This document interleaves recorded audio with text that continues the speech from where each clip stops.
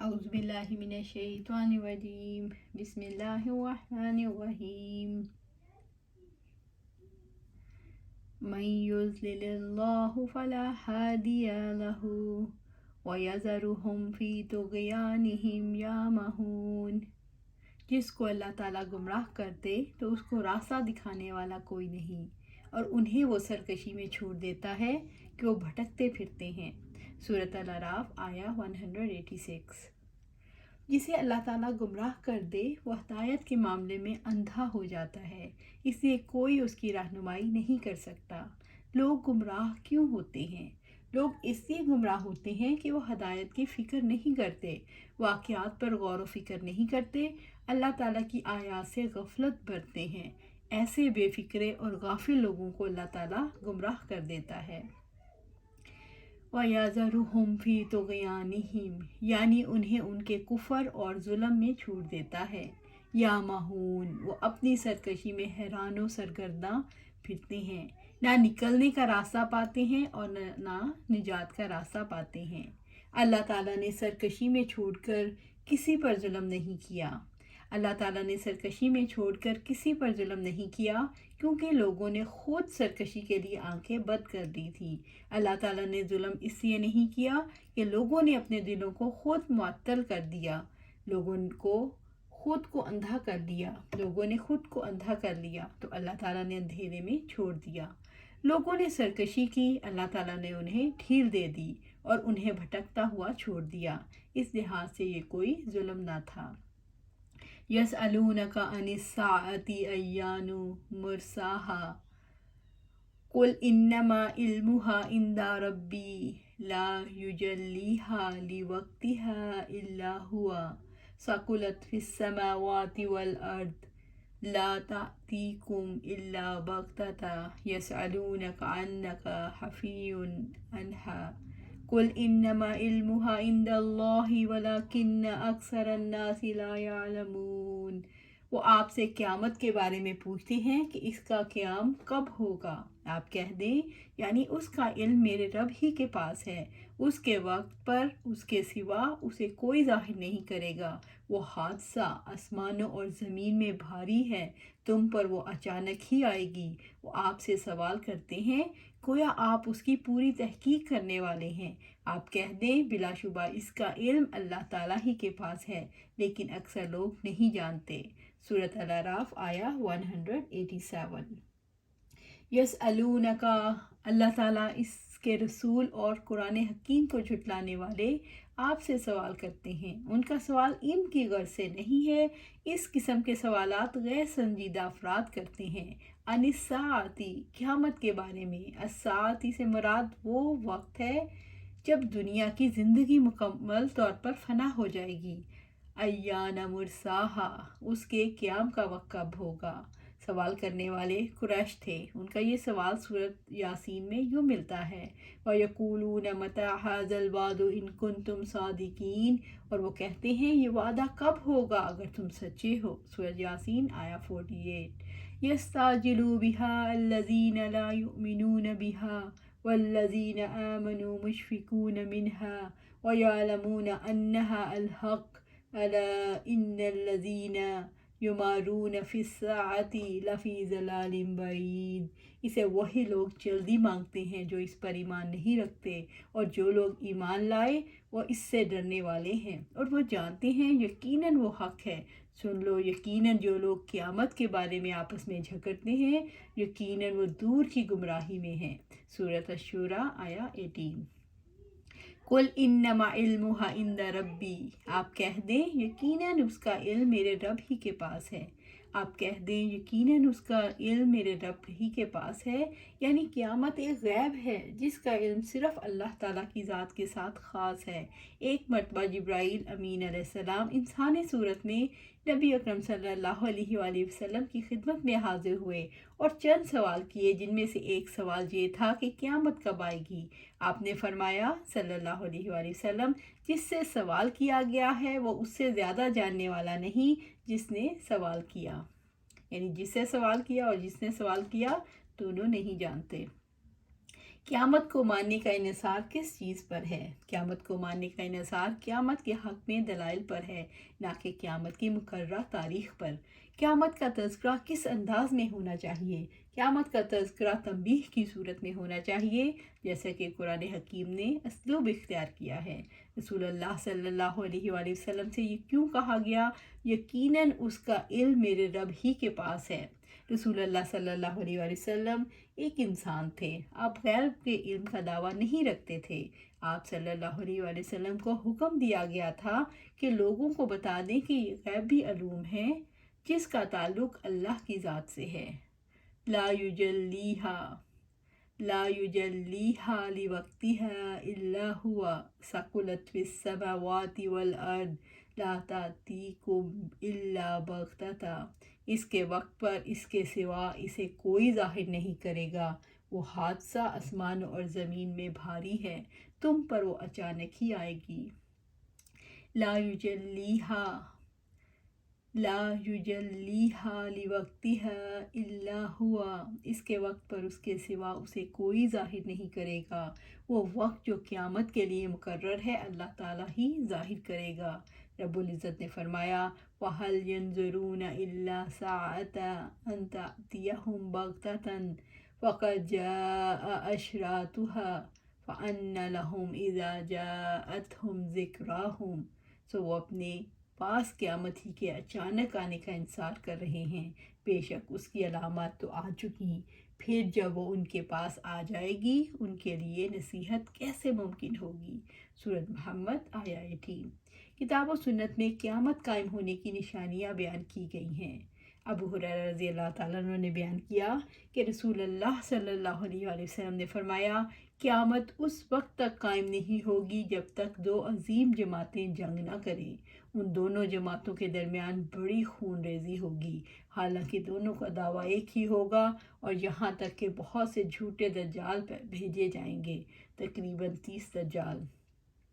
ان میں سے ہر ایک دعویٰ کرے گا کہ وہ اللہ کا رسول ہے، اور یہاں تک کہ علم اٹھا لیا جائے گا، اور زلزلوں کی کثرت ہوگی، اور زمانہ قریب ہو جائے گا، اور فتنے ظاہر ہو جائیں گے، اور حرج بڑھ جائے گا، اور حرج سے مراد قتل ہے، اور یہاں تک کہ تمہارے پاس مال کی کثرت ہو جائے گی بلکہ بہہ پڑے گا، اور یہاں تک کہ صاحب مال کو اس کا فکر دامنگیر ہوگا کہ اس کا صدقہ قبول کون کرے، اور یہاں تک کہ وہ پیش کرے گا لیکن جس کے سامنے وہ پیش کرے گا وہ کہے گا مجھے اس کی ضرورت نہیں، اور یہاں تک کہ لوگ بڑی بڑی عمارتوں میں آپس میں فخر کریں گے، ایک سے ایک بڑھ چڑھ کر عمارات بنائیں گے، اور یہاں تک کہ ایک شخص دوسری کی قبر سے گزرے گا اور کہے گا کاش میں بھی اسی جگہ ہوتا، اور یہاں تک کہ سورج مغرب سے نکلے گا، پس جب وہ اس طرح طلوع ہوگا اور لوگ دیکھ لیں گے تو سب ایمان لے آئیں گے، لیکن یہ وہ وقت ہوگا جب کسی ایسے شخص کو اس کا ایمان لانا فائدہ نہ پہنچائے گا جو پہلے سے ایمان نہ لایا ہو، اس نے اپنے ایمان کے ساتھ اچھے کام نہ کیے ہوں، اور قیامت اچانک اس طرح قائم ہو جائے گی تو آدمیوں نے اپنے درمیان کپڑا پھیلا رکھا ہوگا اور اسے ابھی بیچ نہ پائے ہوں گے، نہ لپیٹ پائے ہوں گے، اور قیامت اسی طرح برپا ہو جائے گی کہ ایک شخص اپنی اونٹنی کا دودھ نکال کر واپس ہوا ہوگا، اسے ابھی پی بھی نہ پایا ہوگا، اور قیامت اسی طرح قائم ہو جائے گی، وہ اپنے حوض کو درست کر رہا ہوگا اور اس میں سے پانی بھی نہ پیا ہوگا، اور قیامت اس طرح قائم ہو جائے گی کہ اس نے اپنا لقمہ منہ کی طرف اٹھایا ہوگا اور ابھی اسے کھایا بھی نہ ہوگا۔ ثقلت فی السماوات والارض، وہ حادثہ آسمان اور زمین میں بھاری ہے، آسمان اور زمین کے رہنے والوں کے لیے گھڑی بہت شدید ہے۔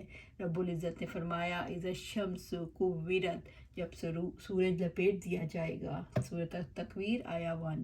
اذا السماء انفطرت وَإِذَا الْكَوَاكِبُ انتثرت وَإِذَا الْبِحَارُ فُجِّرَتْ وَإِذَا الْقُبُورُ بُعْثِرَتْ، جب آسمان پھٹ جائے گا اور جب ستارے بکھر جائیں گے اور جب سمندر پھاڑ دیے جائیں گے اور جب قبریں اکھیڑ دی جائیں گی۔ سورۃ الانفطار آیہ 1 سے 4۔ اذا السماء انشقت، جب آسمان پھٹ جائے گا۔ سورۃ الانشقاق آیہ 1۔ لا تأتیکم الا بغتۃ، تم پر وہ اچانک ہی آئے گی، یہ گھڑی اچانک آ جائے گی، کوئی اس کے لیے تیار نہیں ہوگا۔ قیامت کا وقت قیامت کا وقت کیسا ہوگا؟ قیامت ایک عظیم واقعہ ہوگا، بڑا سخت وقت ہوگا، زمین پر بھی اور آسمانوں میں بھی۔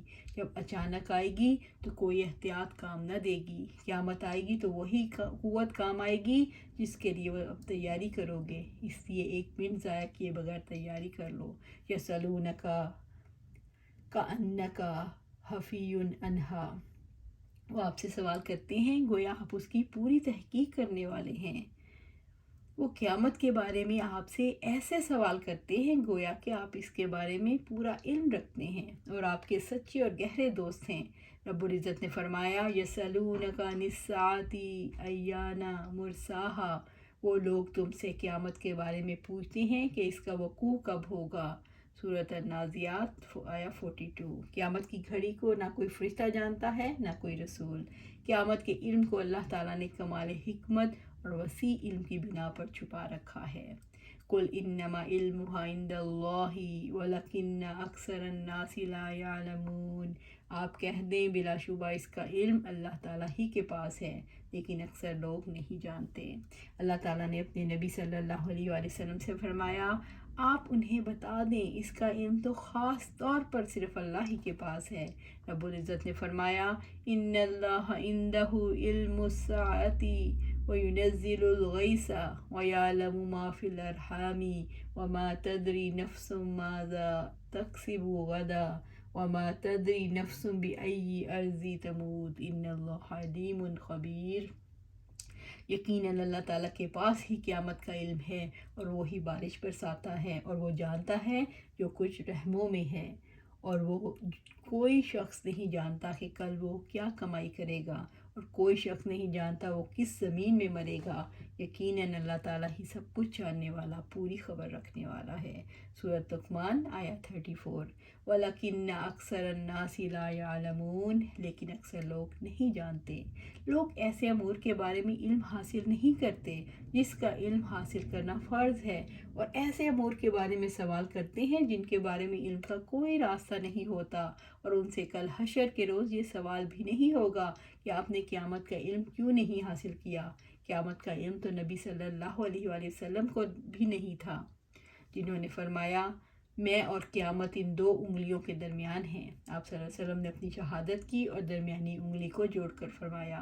آپ صلی اللہ علیہ وسلم سے ایک صحابی نے سوال کیا قیامت کب آئے گی؟ تو آپ صلی اللہ علیہ وسلم نے جواباً سوال کیا تو نے اس کے لیے کیا تیاری کی ہے؟ تو اس نے جواب دیا میں اللہ تعالیٰ اور اس کے رسول سے محبت کرتا ہوں۔ قیامت کا علم صرف اللہ تعالیٰ ہی کو ہے اور لوگ نہیں جانتے۔ قیامت اور آخرت کا عقیدہ انسان کو کیا دیتا ہے؟ قیامت اور آخرت کا عقیدہ انسان کے تصور میں وسعت پیدا کر دیتا ہے، انسان کے نفس میں کشادگی آ جاتی ہے، اس کی خواہشات کنٹرول ہو جاتی ہیں۔ اس عقیدے کی وجہ سے انسان کو دنیا کے نتائج مایوس نہیں کرتے، وہ قربانیاں دیتے ہوئے دریغ نہیں کرتا۔ عقیدہ آخرت کی وجہ سے انسان نیکی کے کاموں میں اور دین کی دعوت اور دین کے کاموں میں وقت، مال، صلاحیتیں اور قوتیں لگاتے ہوئے کوئی رکاوٹ محسوس نہیں کرتا۔ قُل لَّا أَمْلِكُ لِنَفْسِي نَفْعًا وَلَا ضَرًّا إِلَّا مَا شَاءَ اللَّهُ وَلَوْ كُنتُ أَعْلَمُ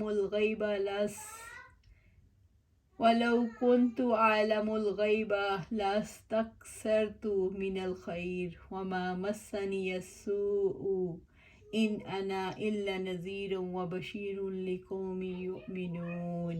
اب کہہ دیں میں اپنی جان کے لیے کسی نفع نقصان کا مالک نہیں ہوں مگر جو اللہ تعالیٰ چاہے، اور اگر میں غیب جانتا ہوتا تو میں ضرور بھلائیوں میں سے بہت زیادہ حاصل کر لیتا اور مجھے کوئی تکلیف تک نہ چھوتی۔ نہیں ہوں میں مگر ایک ڈرانے والا اور خوشخبری دینے والا ان لوگوں کے لیے جو ایمان لاتے ہیں۔ سورۃ الاعراف آیا 188۔ رب العزت نے محمد صلی اللہ علیہ وآلہ وسلم سے فرمایا آپ صلی اللہ علیہ وآلہ وسلم کہہ دو کہ میں تو اپنے لیے نفع نقصان کا اختیار نہیں رکھتا۔ جب میں خود اپنے نفع کے لیے کوئی تدبیر نہیں کر سکتا تو کسی دوسرے کو کیسے نفع پہنچا سکتا ہوں؟ میں محتاج بندہ ہوں، اللہ تعالیٰ کی تدبیر کے تحت ہوں۔ مجھے کوئی بھلائی ملتی ہے تو اسی سے، مجھ سے کوئی شر دور کرتا ہے تو وہی۔ میرے پاس جو علم ہے وہ مجھے اللہ تعالیٰ نے عطا کیا ہے۔ آپ صلی اللہ علیہ وآلہ وسلم سے کہا گیا کہ اعلان کر دیں، میں اپنے لیے بھی نفع نقصان کا مالک نہیں۔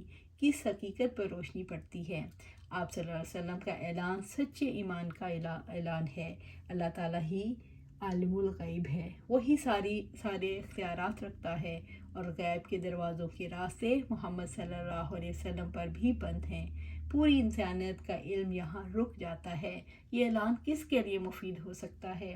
یہ اعلان اس کے لیے مفید ہو سکتا ہے جس کا دل اور دماغ روشن ہو، وہ حق کو قبول کرنے کے لیے تیار ہو۔ اس کی لذت مومن ہی چکھ سکتا ہے، اور اس کے اسرار اہل ایمان پر ہی کھلتے ہیں۔ وَلَوْ كُنْتُ أَعْلَمُ الْغَيْبَ لَاسْتَكْثَرْتُ مِنَ الْخَيْرِ وَمَا مَسَّنِيَ السُّوءُ، اور اگر میں غیب جانتا ہوتا تو میں ضرور بھلائیوں میں سے بہت زیادہ حاصل کر لیتا اور مجھے کوئی تکلیف تک نہ چھوتی۔ غیب وہ ہے جو ہمارے حواس اور ہماری عقلوں سے غائب ہے، اس کا ہم اپنے حواس اور عقل سے ادراک نہیں کر سکتے۔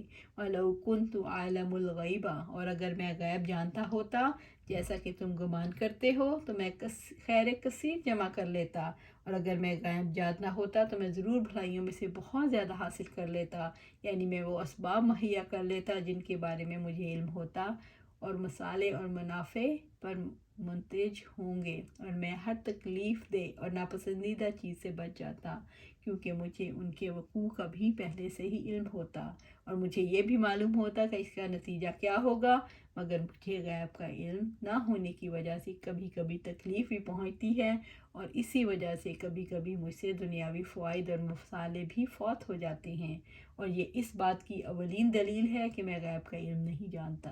وَمَا مَسَّنِيَ السُّوءُ، السُّوءُ ہر وہ چیز جو انسان کے بدن اور اس کی روح کو تکلیف پہنچائے۔ ان انا الا نذیر و بشیر لقوم یؤمنون، نہیں ہوں میں مگر ایک ڈرانے والا اور خوشخبری دینے والا ان لوگوں کے لیے جو ایمان لاتے ہیں۔ یعنی میں تو نذیر اور بشیر، ڈرانے والا اور خوشخبری دینے والا ہوں، نہ میں امور کی تدبیر کرتا ہوں اور نہ غیب جانتا ہوں۔ میں نذیر ہوں، صرف اور دنیا اور آخرت کی سزاؤں سے ڈراتا ہوں، اور ان اعمال کے بارے میں تنبیہ کرتا ہوں جو ان سزاؤں کا سبب بنتے ہیں، اور سزاؤں سے بچنے کی نصیحت کرتا ہوں۔ میں بشیر ہوں، جلدی اور دیر سے ملنے والے ثواب کی خوشخبری سناتا ہوں، اور ان اعمال کو واضح کرتا ہوں جو دنیا اور آخرت میں فلاح کا باعث بننے والے ہیں۔ میں تو بشیر و نذیر ہوں، مگر ہر شخص میری تنبیہات اور خوشخبریوں سے فائدہ نہیں اٹھاتا، اہل ایمان ہی فائدہ اٹھاتے ہیں۔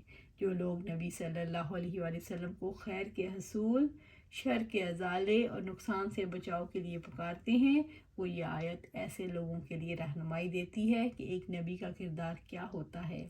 رسول اللہ صلی اللہ علیہ وسلم کے اختیار میں کچھ نہیں۔ اللہ تعالیٰ جسے نفع پہنچانا چاہے اسے کوئی روک نہیں سکتا، اور جس سے وہ روک لے اسے کوئی عطا نہیں کر سکتا۔ اللہ سبحانہ تعالیٰ سے دعا ہے کہ ہمیں قرآن و سنت کا صحیح فہم عطا فرمائے اور اس پر گامزن کر دے، اور ہمیں اس پر استقامت عطا فرمائے۔ آمین یا رب العالمین۔